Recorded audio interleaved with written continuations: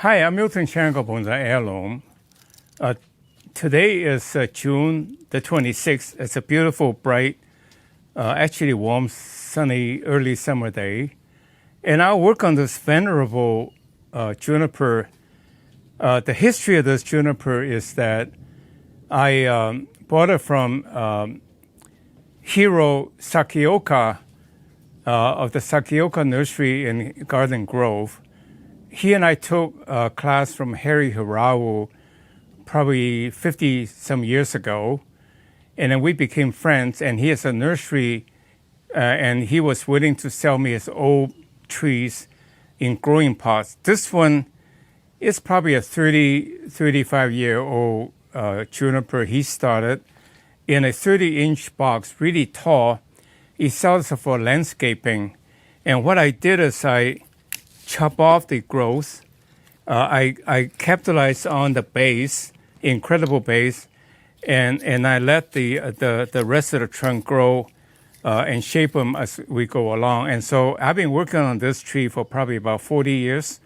So combined is probably, 80 years would be exaggeration, probably 60 years. You can see it's really quite a looking tree all around. And I can turn it around to show you. You can see a tree should be good looking all around, not just the front. And the back should look nice too.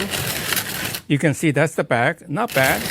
And then the front, of course, is the best foot forward. And so today then I will refine it one step to show you.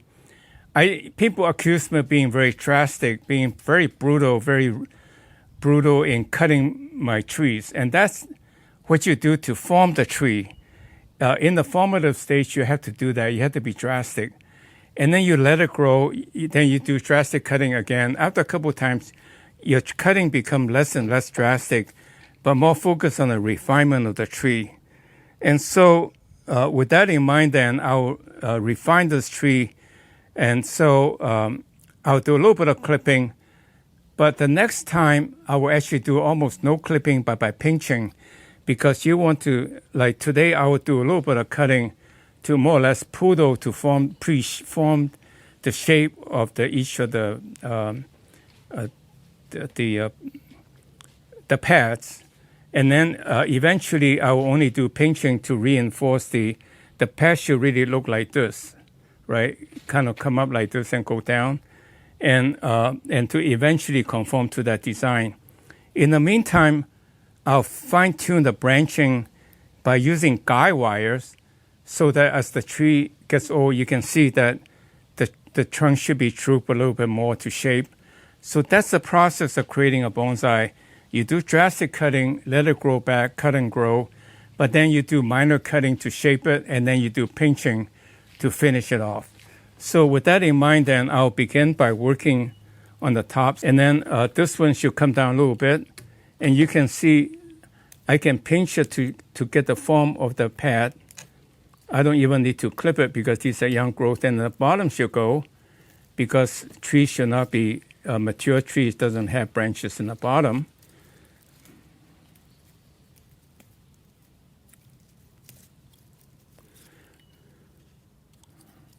So you can see this is a reasonable pad shade. And so the next time I'll do a little bit more pinching to get it more conform to the perfect shape. Then each branch will be like that. So that is the process of going from a young tree to a mature tree to a show quality bonsai by doing the final stage is really mostly by pinching. Pinching, in a sense, is fine-tuning. It's no longer the drastic cut. So you do it with a vision so that to get you there, and then you do minor cuts. Again, I'm working from the top down to create the paths at the right places. And then the next time, even do less cutting, but purely pinching to get it to the final shape or the design. And so that is the process.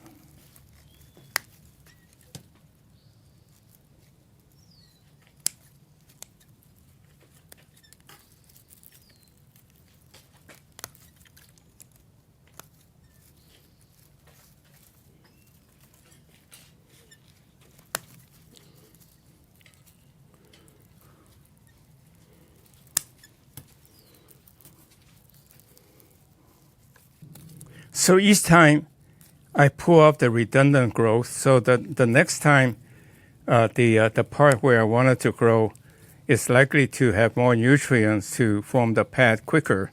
So each time you do it, that means every 3 to 4 months you do it, you improve the look a little bit, and then eventually you have a very nice show tree.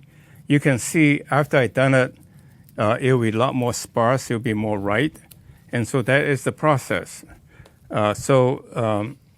Be patient. Rome is not built in one day, so do incremental improvement, and over time you will get there.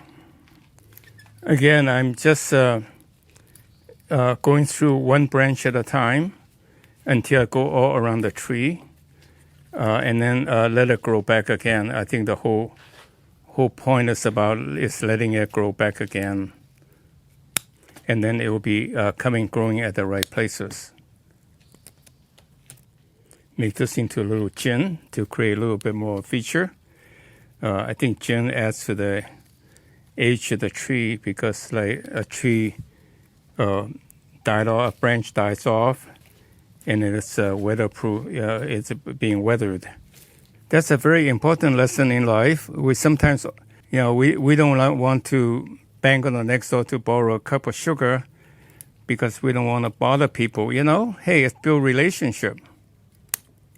I don't want to bother them. I don't want this. I want that. No. Yes.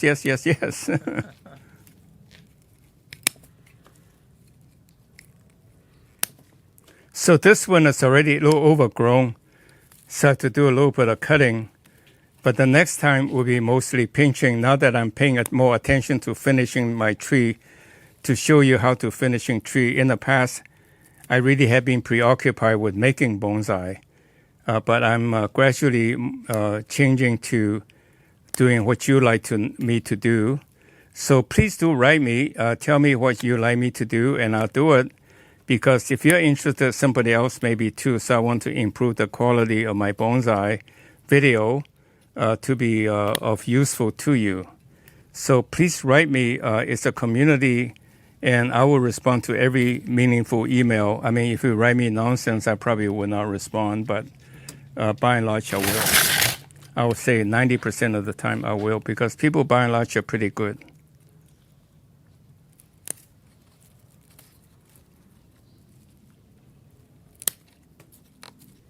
So I think one of the lessons on pruning juniper is to never let it go. You have to be constantly pinching it. If you don't, then you have to do drastic cutting to bring it back to shape, and then you do pinching. So I have to do a little bit of cutting, but after this time I learned my lesson. I'll do my pinching, so there'll be minimum amount of clipping after this.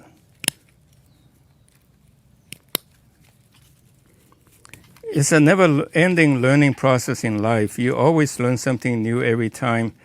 Like I jokingly said, even old dogs like me are learning new tricks. It's true. There are new things to be learned. How to work with young people, nothing else. The working culture is really very different. So now I have done this clipping to get it finished. For now, and we'll do the refinement again 3 to 6 months from now. And after 2 times when this filled up again, you remember it was pretty full before I destroyed it to make it fairly sparse, and it will grow back to the old denseness in about 3 months or 6 months, and then I'll do it again, and this time will be much more just pinching. And you can begin to see what the direction I'm going with this tree. And I think it will be really quite a magnificent tree. Like I said, I've been working on this tree for 40 years, and Hero must have been growing this for 30. So combined, it's like 70 years in exaggeration, because he's probably my age. So, it's a 60-year-old tree. So I thank you very much for watching. Today what I've done is I refined a nearly mature Prostrata juniper I started from a landscaping box tree and worked on it for about 40 years and gradually formed the shape. And I think in the long run, it should go into a museum or something. At least that is my dream, that so everybody can enjoy the tree. So I thank you very much for watching. Again, I'm trying to share best practices that I learned the hard way. I hope you can benefit from it. And so please tell a friend, subscribe to our channel, send us your email address so we can ping you with good, useful information. But in the meantime, stay well and click like, and I'll see you next week. Thank you very much.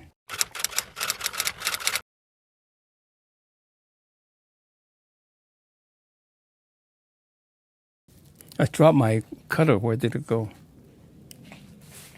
Oh, there you go. There you go. That's fine. This one. No? Okay. Maybe it's... No, I guess I don't have it. I dropped it.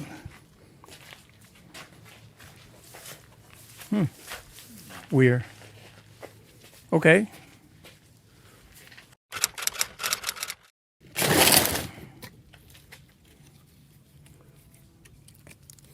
Oh, here's my cutter. There.